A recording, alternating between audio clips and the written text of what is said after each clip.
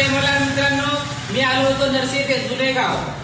जय मल्हार वाघे मंडळ पांडुरंग महाराज नरसी यांच्याकडे आलो होतो. तर त्यांच्या आवाजामध्ये आपण एक गीत ऐकणार आहोत. तर आपण गीताला सुरुवात करूया. जर हे गीत आवडलं तर व्हिडिओला लाईक कमेंट शेअर नक्की करा.